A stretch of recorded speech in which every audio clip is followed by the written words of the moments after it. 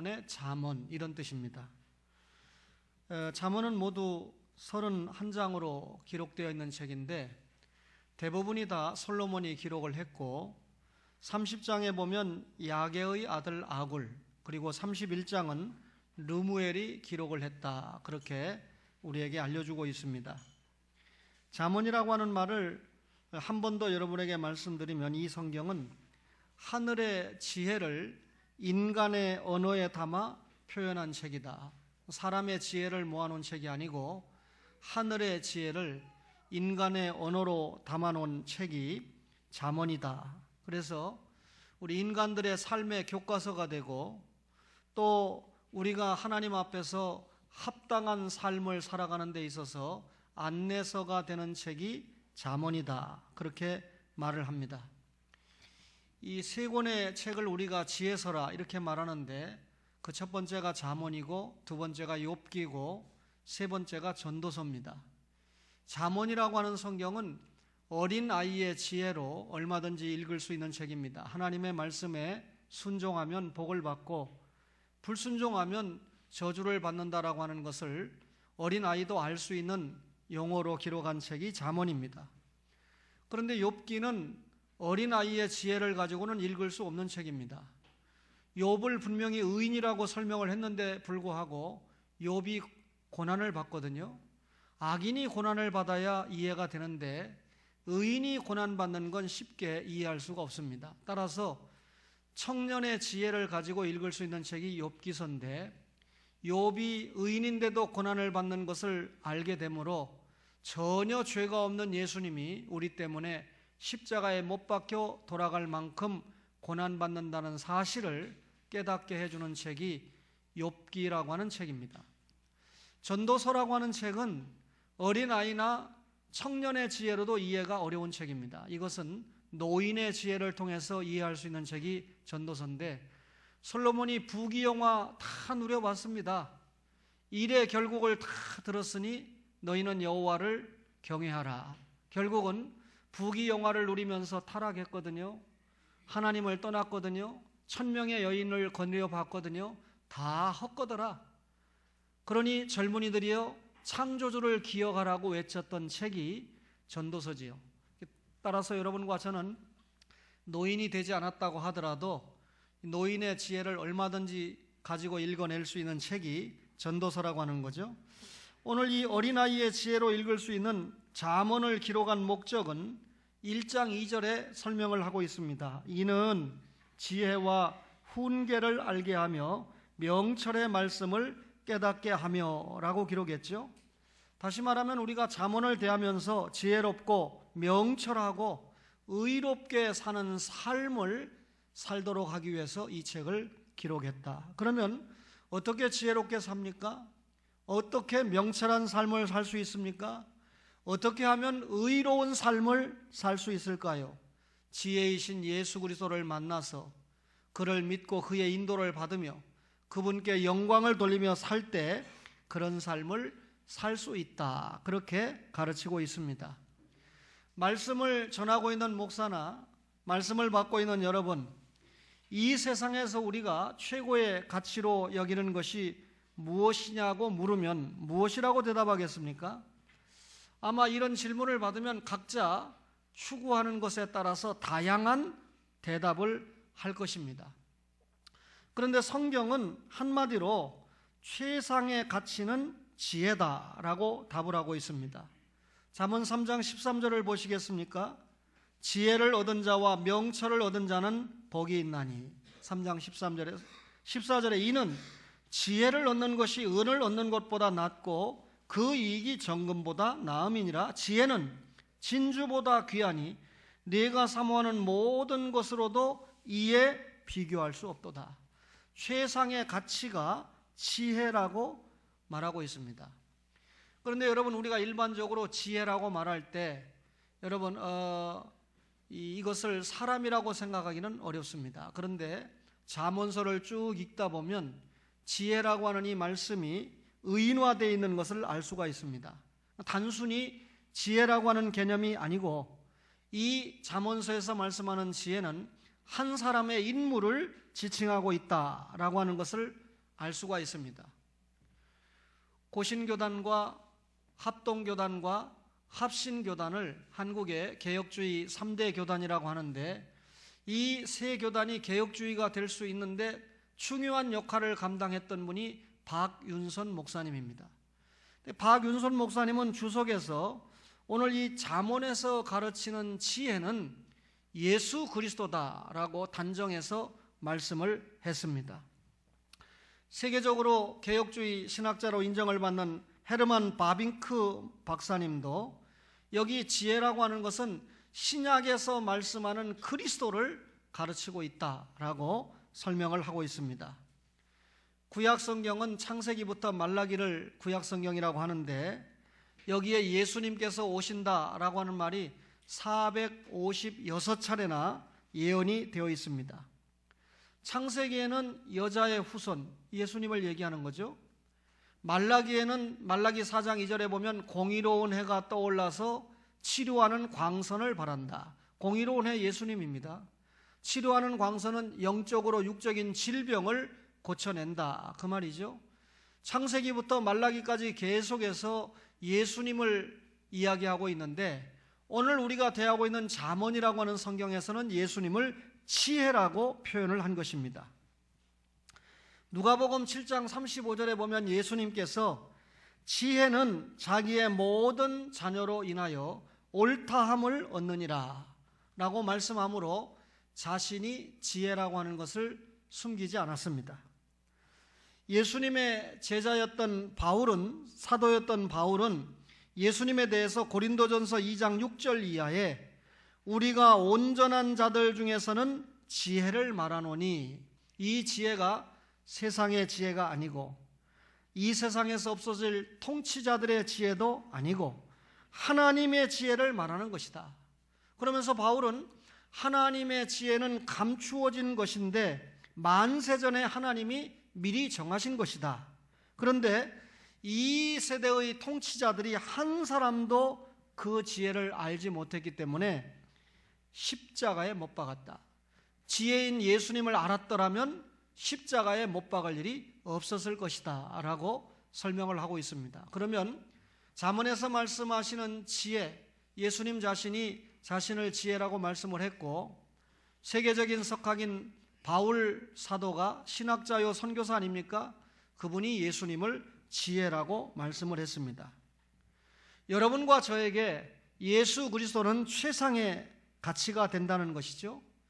다시 한번 바울 사도는 갈라디아 2장 20절에 내가 그리스도와 함께 십자가에 못 박혔나니 그런즉 이제는 내가 사는 것이 아니요 오직 내 안에 그리스도께서 사시는 것이라.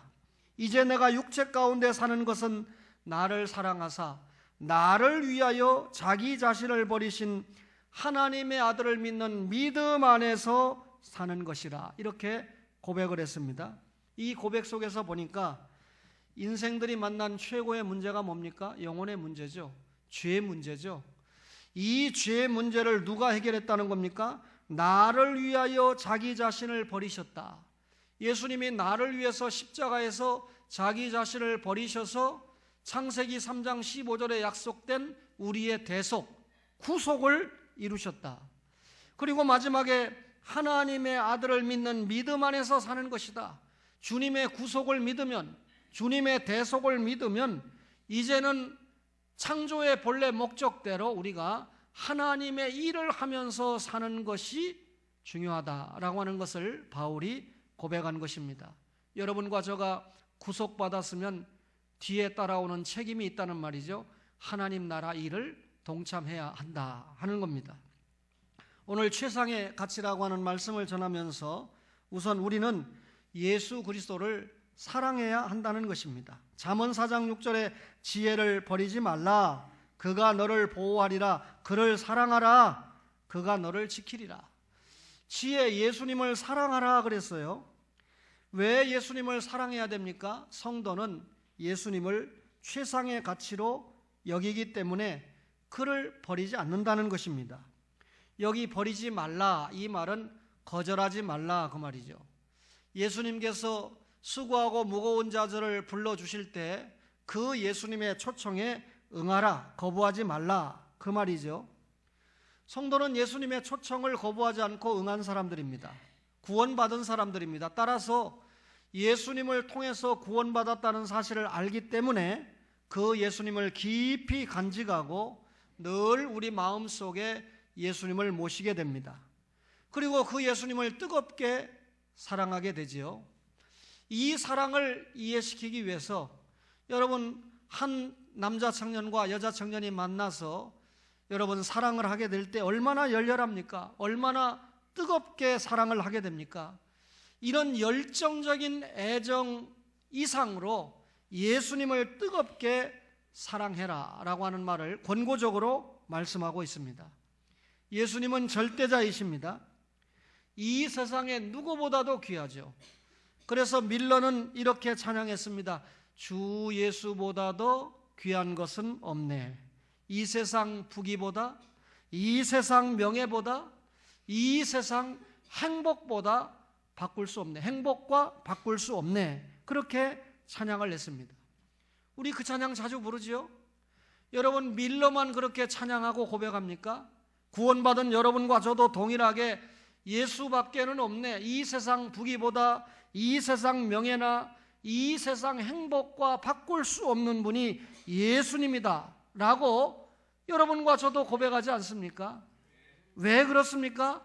그분이 목숨을 바쳐 우리를 구원했기 때문입니다. 영벌의 고통에서 해방을 시켜주셨기 때문입니다. 그 정도가 아니라 하나님 나라 일에 귀한 자리에 우리를 세워주시고 그 하나님의 일을 감당할 수 있는 축복을 허락하셨기 때문입니다. 우리가 주님의 구속에 감사해서 여러분 여러 가지 교회 직분을 가지고 주님 앞에 봉사하고 충성하고 헌신합니다. 무슨 말이죠? 주님을 사랑하는 표를 그렇게 나타낸다 그 말이죠. 우리가 예수 그리스도를 모시고 그분을 사랑하면 오늘 본문 성경에 보니까 예수님이 우리를 보호하고 우리를 지켜주신다 그랬어요. 대부분의 사람들은 권력이 자기를 지켜준다고 생각합니다. 권력 가지려고 애쓰죠. 또 재산이 자기를 지켜준다고 생각합니다. 돈을 갖기 위해서 애를 쓰죠. 또 지식이 자신을 보호하고 지켜줄 것이라고 생각을 합니다. 그러나 여러분과 저는 이런 것들이 우리를 지켜줄 수 있는 것이 아니다라고 하는 거 잘 알고 있지요. 이 세상 사람들은 자신을 지켜주는 것을 잘못 알고 있기 때문에 늘 불안감을 가지고 살아가는데 현대인에게 4가지 불안 요소가 있다고 합니다. 하나는 죽음에 대한 불안이고 또 다른 하나는 실패에 대한 불안이고 또 다른 하나가 인간관계에 대한 불안이고 마지막으로 악과 죄에 대한 불안이다. 그렇게 진단을 했습니다. 여러분 애플사를 운영했던 CEO 스티브 잡스를 기억을 하십니까? 2011년 10월 5일 날 56세의 나이로 이 세상을 떠났습니다. 그의 죽음의 원인은 알려진 대로 췌장암이었습니다. 그가 돈이 없어서 죽었습니까? 돈이 없어서 그의 죽음을 막지 못했습니까? 그의 재산은 83억 달러나 남아 있었습니다. 우리 돈으로 계산하니까 9조 3천억이었습니다. 이런 엄청난 돈을 가지고 있었지만 췌장암 하나 해결하지 못했습니다. 오늘 새벽 2시에 김영삼 전 대통령 장로께서 하늘의 부름을 받았다라고 서울대학에서 발표를 했습니다. 서울대 병원에서. 여러분 대한민국 최고의 병원에 입원해 있었습니다. 최고의 의사들을 통해서 치료를 받았습니다. 그러나 그에게 찾아온 폐렴 문제를 해결하지 못해서 결국 이 세상을 떠나고 말았습니다. 여러분 권력이 없고 돈이 없어서 세상을 떠났습니까? 미국의 35번째 대통령 존 F 케네디 잘 아시죠? 그 사람은 46살로 죽었는데 미국의 이 역대 대통령 가운데 유일하게 천주교 신자로 알려진 대통령입니다. 그의 죽음의 원인은 잘 알려진 대로 암살이었습니다. 당시 세계 최고의 권력을 가졌던 대통령이 암살을 막지 못하고 죽었다. 여러분 그 역시 권력이 없어서 죽었습니까? 그렇지 않습니다. 여러분 금력이 죽음을 막지 못합니다. 권력이 그의 죽음을 막지 못합니다. 아무리 좋은 병원, 좋은 의사가 있다고 해도 사람의 죽음을 막지 못합니다. 여러분, 우리를 보호하고 우리를 지켜주는 것은 그렇다면 이런 재력이나 권력이나 의술이 아니고, 오늘 성경에 보니까 사람이 아니고 누구라고 그랬습니까? 예수 그리스도께서 우리를 지켜주신다. 무슨 말입니까? 성도를 죄로부터 지켜주신다. 여러분, 죄로부터 해방을 시켰습니다. 다시는 우리가 지옥 갈 죄를 범하지 않습니다. 여러분, 물론 이 세상에서 알면서 모르면서 짓는 생활의 죄에 대해서 회개하도록 성령님이 역사를 하시죠. 하나님께서 악한 사람들로부터 여러분과 저를 보호하신다는 거죠. 오늘 우리가 예수님을 뜨겁게 사랑하면 예수님께서 우리를 구원하셨는데 계속해서 우리를 보호하시고 우리를 지켜주신다라고 하는 사실을 깨닫기를 바랍니다. 세상의 가치를 설명할 때 두 번째로요, 우리는 예수 그리스도를 얻어야 한다라고 하는 것입니다. 잠언 4장 5절에 지혜를 얻으며 명철을 얻으라. 내 입의 말을 잊지 말며 어기지 말라. 7절에 보니까 지혜가 제일이니 지혜를 얻으라. 내가 얻은 모든 것을 가지고 명철을 얻을지니라 그랬습니다. 여기 보니까 지혜를 얻으라, 그것이 첫째라고 그랬죠. 근데 이 지혜를 얻는 것이 첫째라고 그러니까 첫 번째는 지혜고 두 번째는 권력이고 세 번째는 지식이다, 그런 말이 아닙니다. 여기 첫째, 둘째, 셋째 그런 말이 아니고요. 여기 제일이라고 하는 프린시플이라고 하는 말은 삶의 원칙이다, 삶의 원인이다, 내 삶에 있어서 가장 소중한 것이다, 그 말입니다. 그러니까 너가 이 세상을 살아가는 데 있어서 지혜를 두 번째, 세 번째가 아니고 첫 번째로 얻어야 된다, 그 말이 아니고, 지혜, 예수 그리스도야말로 내 삶의 원칙이고 내 삶의 가장 소중한 것이다, 그 말입니다. 그래서 오늘 성경에는 종종 예수님이 최고, 최상으로 설명이 됩니다. 하나님께서는 이 땅의 우주와 인간을 하나님 나라 건설을 위해서 창조하시지 않았습니까? 시작의 책 창세기를 보면 하나님께서는 하나님 나라를 에덴 동산에 세우고자 하는 의지가 분명했습니다. 그런데 사람과 사탄의 의지는 그 하나님 나라를 깨부수고 인간의 나라를 세우는데 치중했습니다. 결국 하나님 나라냐 인간의 나라냐의 싸움이 창세기에서 시작이 된 것입니다. 인간의 범죄 때문에 하나님의 본래 목적은 훼손됐지만, 여러분, 하나님이 무능해서 훼손된 거 아닙니다. 인간에게 준 인간의 의지를 잘못 사용해서 먹는 문제, 버는 문제, 욕심의 문제 때문에 결국은 하나님의 나라 운동을 거부한 거죠. 그러나 하나님께서는 예수 그리스도를 이 땅에 보내셔서 그의 십자가 보혈을 통해서 인간의 죄를 용서하고, 그리고 용서받은 인간으로 하여금 다시 하나님의 나라 일에 동참하도록 하셨습니다. 그렇다면 하나님 나라를 회복하는 일에 구속이라는 통로는 반드시 통과해야 됩니다. 그 구속의 원인자가 누굽니까? 예수 그리스도의 십자가거든요. 그래서 고린도전서 2장 2절에 내가 너희 중에서 예수 그리스도와 그의 십자가에 못 박히신 것 외에는 아무것도 알지 아니하기로 작정했다. 바울 사도가 예수님의 십자가 못 박힌 것 외에는 내가 아무것도 알지 않기로 했다. 무슨 말입니까? 예수님의 십자가 부활의 이 대속은 세상의 어느 것과 비교되거나 어떤 것과 견줄 수 있는 성질의 것이 아니다. 예수 그리스도는 나의 전부다. 예수 그리스도는 나의 삶의 목표가 된다. 첫째, 둘째, 셋째 중에 첫째가 아니고 예수 그리스도는 나의 삶의 중심이고 나의 삶의 원칙이고 나의 삶의 전부가 된다, 그 말입니다. 예수 그리스도를 얻으면 명철을 얻기 때문입니다. 여러분, 명철이라고 하는 것은 총명하고 사리에 밝은 것을 설명하지 않습니까? 여러분, 이 명철이 예수 그리스도와 분리되지 않습니다. 참된 명철을 얻으려면 예수 그리스도를 모셔야 한다는 것이죠. 예수 그리스도와 분리된 명철은 생명이 없는 인간 논리에 불과하다는 것입니다. 따라서 명철을 얻고자 하면 예수 그리스도 자신을 얻어야 됩니다.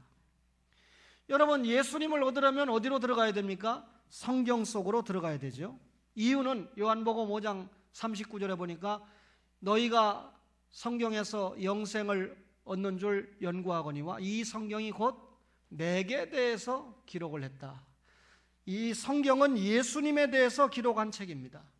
따라서 우리가 성경 속으로 들어가야 예수님을 만날 수 있습니다. 여러분, 이 성경이 우리에게 주신 세 가지 약속이 있는데, 물론 약속이 많지만 그 중에 첫 번째 약속이 예수님이에요. 인간이 범죄 타락했을 때 창세기 3장 15절에 여자의 후손 예수님을 약속했습니다.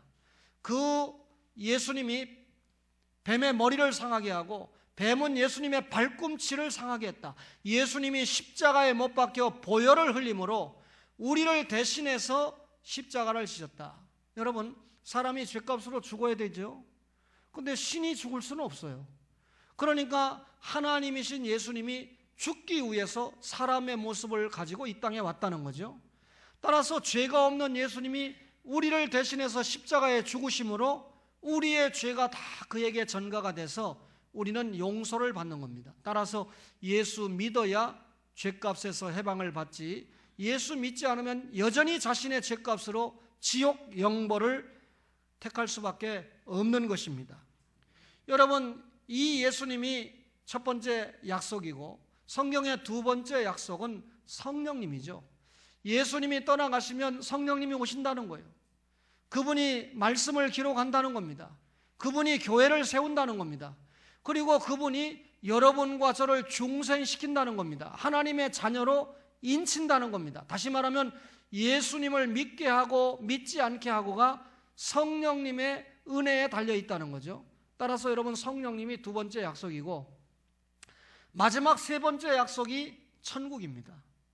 예수 믿으면 천국이라는 거죠. 그런데 여러분, 이 천국이 단순하게 우리가 예수 믿고 나중에 죽어서 올라가는 천국을 이야기하는 게 아니라 이 땅에 있는 하나님 나라, 또 내세에 있는 하나님 나라, 양면성을 가지고 설명합니다.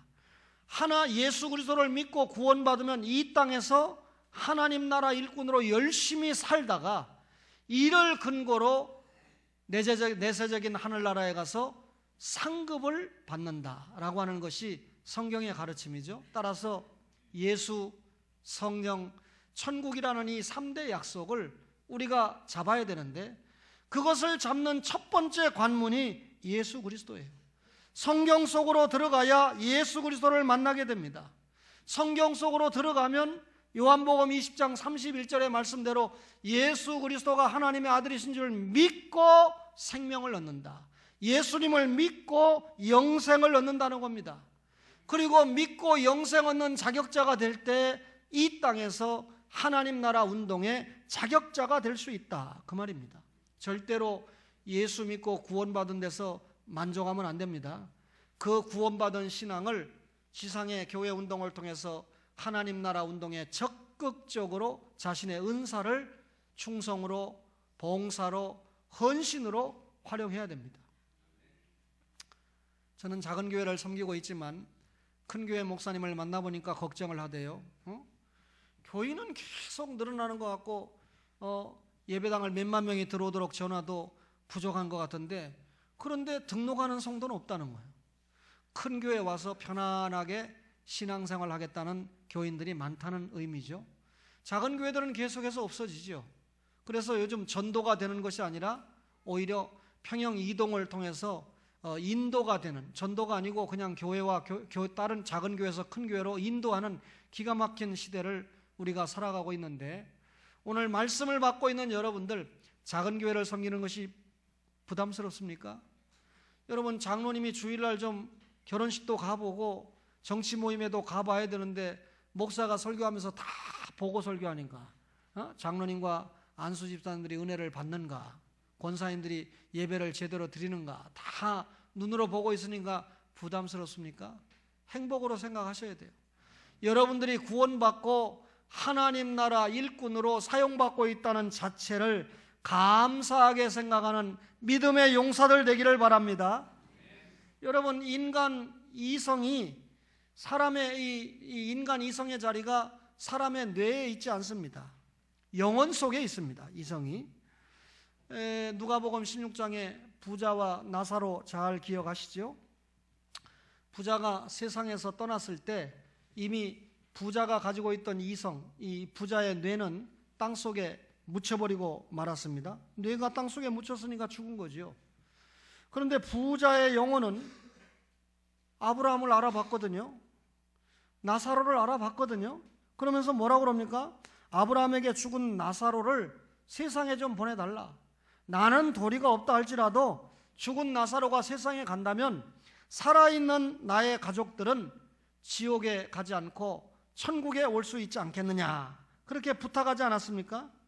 예수 그리스도를 내 가족들이 믿고 지옥에 오지 말고 천국으로 가도록 나사로가 가면 믿을 것이다, 이렇게 부자가 이야기했습니다. 이건 무엇을 얘기하죠? 사람은 죽었지만 이성은 그 영혼 속에 살아있다. 사람의 뇌는 죽었지만 이성은 죽지 않았다. 그리고 얼마든지 교통하고 있다, 그 말이죠. 영혼이 중생할 때 이성도 중생합니다. 사람의 영혼이 성령님을 통해서 살아날 때 우리의 이성도 살아난다는 것입니다. 두 사람이 있습니다. 한 사람은 중생을 했습니다. 다른 한 사람은 중생하지 못했습니다. 여러분, 중생한 사람의 이성은 하나님의 존재가 그렇게 합리적이고 믿어질 수밖에 없습니다. 그러나 중생받지 못한 사람은 목사가 아무리 설명을 해도 하나님의 존재가 믿어지지 않아요. 예수님의 십자가가 믿어지지 않습니다. 벌써 생각의 출발이 중생받은 사람과 중생받지 못한 사람이 다르다는 거죠. 여러분, 중생한 사람에게는 예수 그리스도께서 주시는 명철이 있다는 것입니다. 중생받지 못한 사람은 자신이 명철이 있다고 주장을 해도 예수 그리스도와 무관한 명철이기 때문에 여러분, 성경을 믿을 수 없고 하나님의 존재를 거부할 수밖에 없고 예수님의 십자가가 와닿지 않는 것입니다. 그렇다면 여러분, 무엇이 참 명철입니까? 예수 그리스도를 믿고 중생받은 자의 명철이 참 명철 아닙니까? 이런 명철을 가진 자는 반드시 예수 그리스도를 얻었다는 것입니다. 따라서 여러분과 저가 성경 말씀을 통해서 단순히 예수 믿고 구원받는다, 그게 기독교 기초 중에 생기초 진리입니다. 여러분, 3살짜리 4살짜리 아이가 아는 지식을 가지고 만족하며 평생을 나는 크리스찬이다 라고 말하고 사는 성도들이 있습니다. 안타깝죠? 창세기에서 계시록까지 말씀하는 예수 그리스도를 성경 속에서 깊이 들어가 만나서 그분이 원하는 것이 무엇인가? 20대인 나에게 원하는 것이 무엇인가? 70대인 나에게 원하는 것이 무엇인가? 장로인 나에게 원하는 것이 무엇인가? 집사인 나에게 원하는 것이 무엇인가를 깨닫고 그분을 사랑하고 그분을 높이는 은혜가 있기를 바랍니다. 여러분, 예수 그리스도를 우리가 높여야 합니다. 잠언 4장 8절 이하에 그를 높이라. 그리하면 그가 너를 높이 들리라. 만일 그를 품으면 그가 너를 영화롭게 하리라. 그가 아름다운 관을 내 머리에 두겠고 영화로운 면류관을 내게 주리라. 그랬습니다. 성도는 예수 그리스도를 최고로 높이는 사람이죠. 이 높인다라고 하는 말은 마음 중심에 모시고 그분만을 존경하고 그분만을 사모하고 그분을 최고의 가치로 생각한다는 것이죠. 한 주간을 살면서 주일이 벌써 왔냐? 왜 이렇게 시간이 잘 가냐? 또 소리 지르는 목사의 설교를 또 들어야 되냐? 그게 아니고 주일이 기다려진다. 토요일만 되면 내일은 주일 오전에 어떤 말씀이 강단에서, 오후에는 어떤 말씀이 나의 영혼에 주님께서 주시고자 하는 말씀이 무엇일까? 사모하는 마음으로. 컴퓨터를 할 줄 아는 분들은 미리 홈피에 들어가서 말씀도 보고 그리고 미리 좀 이 예습도 하고 그렇게 와서 말씀을 들으면 얼마나 좋습니까? 그게 사모하는 자의 자세가 아닐까요? 우리가 여러분 예수님을 사모하면 마음에 품을 수밖에 없어요. 품는다, 이 말은 애정을 가지고 껴안는다, 그 말이죠. 예수님을 품는다, 이 말은 그가 맡기신 일을 감당하는 것이 기쁘다. 예수님이 부활 승천하시면서 내가 떠나가면 성령님 오신다고 그랬잖아요. 성령님 오셔서 성경 기록했죠. 또 교회를 설립하셨죠. 근데 여러분, 이 교회를 설립했다는 말이 건물을 세웠다는 말입니까? 여러분과 저를 중생시켜서 하나님의 자녀 삼았다, 그 말이죠.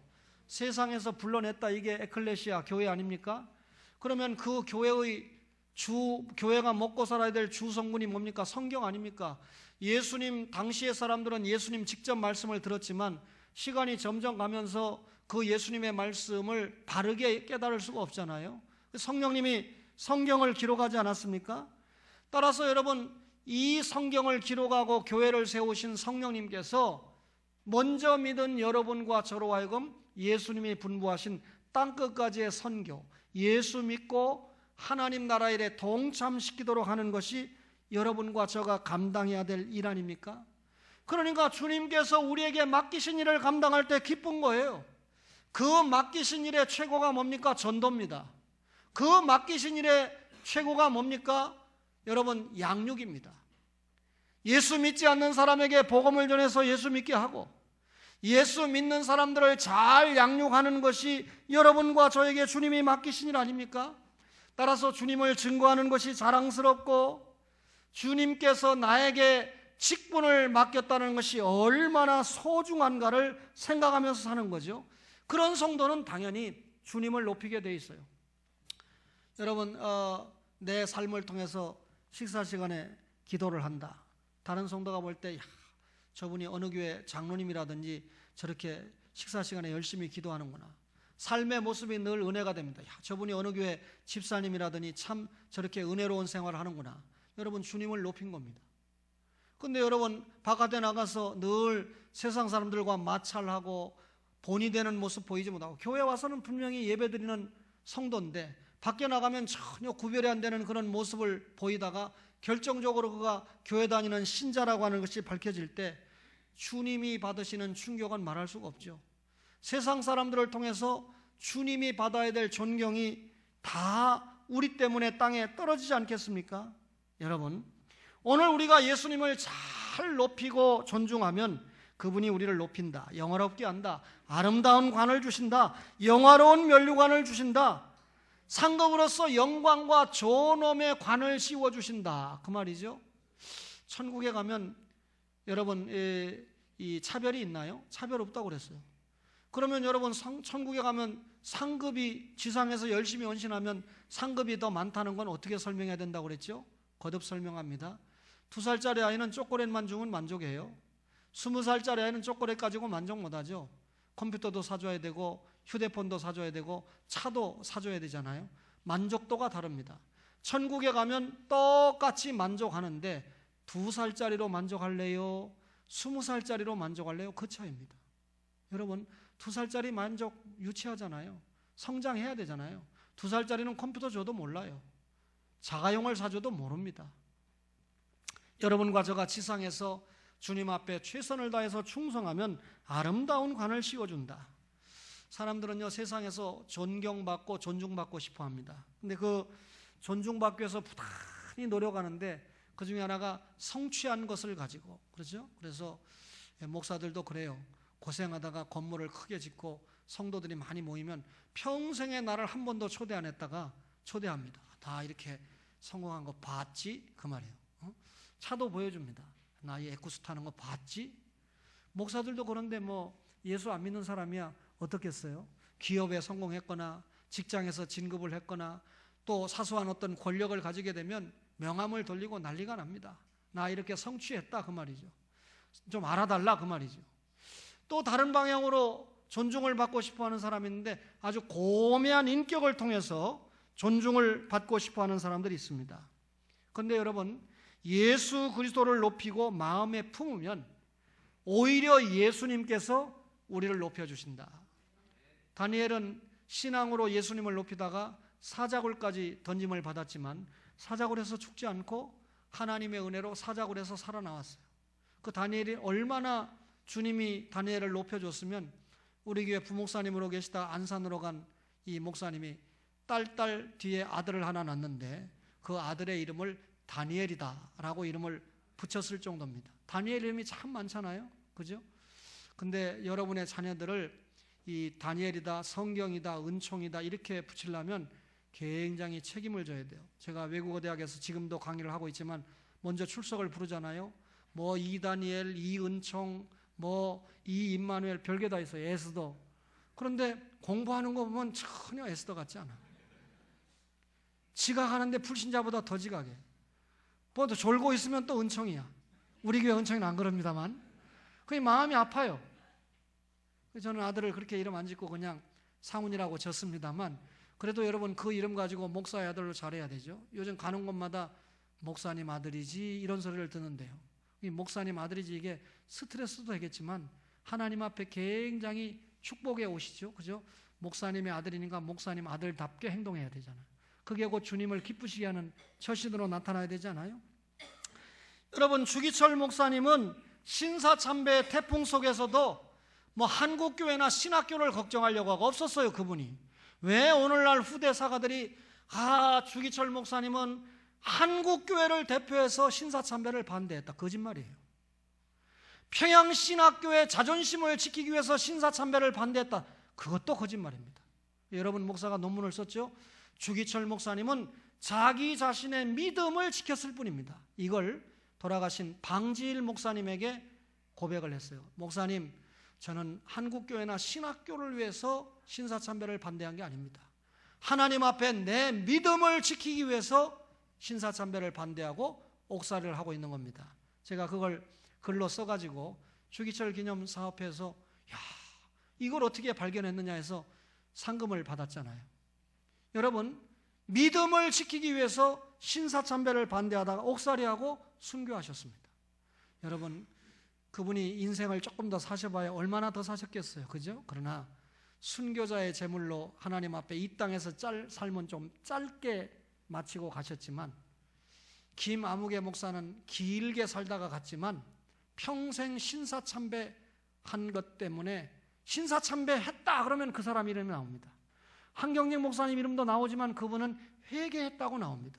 돌아가시기 전에 여러분 나는 신사참배한 죄인입니다 하고 울고 또 울고 공적으로 여러분 1500명의 한국을 대표하는 목사들이 모인 템플던상 받는 자리에서 나는 신사참배를 한 죄인입니다 하고 펑펑 울고 회개했던 목사님 아닙니까?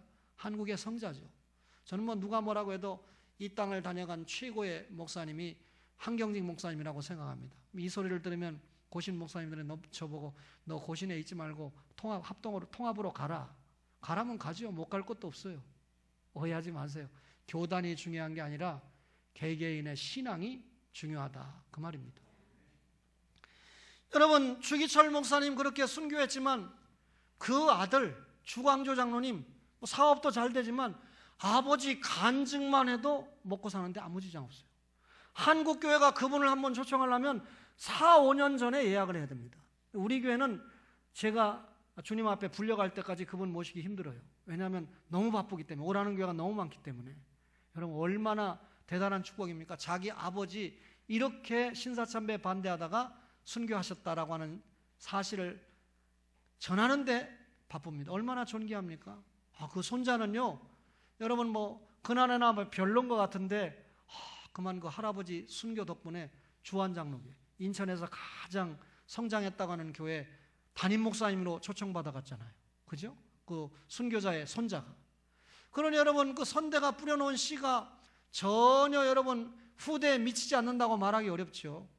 그러니 여러분 목사는 제 당대의 예수님을 믿고 여러분 이 땅 짓고 헤엄을 쳐야 되니까 얼마나 힘이 드는지 몰라요. 그러니까 좋은 목회자가 되려고 그러면 선대에서 좀 기도도 많이 한 목사님, 장로님이 계신 가정에서 좋은 목회자가 나올 수 있다는 걸 제가 많이 깨닫습니다. 여러분 앞으로 계속해서 한국교회가 어려워지는 이때 신앙의 명문 가문인 목회자와 장로님들 가문에서 좋은 목회자들이 많이 나와야 되는데 제가 이건 안 하려고 그랬는데 지난주 신문에 보니까 한국의 목사의 신뢰도가 17%다. 그러면 장로님들은 좀 더 높겠지. 장로님들은 더 낮아요. 그러니 여러분, 장로교회를 대표하는 게 목사와 장로인데 17% 말이 됩니까? 초원교회 목사와 초원교회 장로님 네 분은 이 17%의 퍼센트를 최소한 77%, 97%도 부족해요. 100%로 끌어올려야 돼요. 주님의 종은 주님의 종답게 살고 주님의 종으로서의 영향력을 빛과 소금으로 발동해야 되죠. 교회 안에서 내부적으로는 경건으로, 다시 말하면 평신도들이 볼 때 여러분 목사나 장로님을 보는 기준은 예배거든요. 예배의 실력이거든요. 그 다음에가 기도의 실력이거든요. 그렇죠? 다시 말하면 영적인 실력으로 장로님들이 존중을 받는 거지, 헌금을 얼마 한다, 그거 중요하지만 중요하지 않아요. 그거보다 훨씬 더 중요한 게 영적인 실력입니다. 그렇죠? 또 바깥에 나가서는 어떻습니까? 마찬가지죠. 우리가 세상을 영적인 실력으로 정복하지 인간적인 실력으로 제압할 수 있습니까? 세상에 똑똑한 사람들이 얼마나 많은데요. 오늘 말씀을 받은 여러분과 제가 지혜이신 주님을 만났습니다. 잠언은 우리 삶의 교과서입니다. 잠언은 우리 삶의 안내서입니다. 예수 그리스도를 통해서 남은 생을 안내받고 남은 생을 교과서로 알고 살아가는 여러분과 저가 되시기를 주님의 이름으로 축원합니다.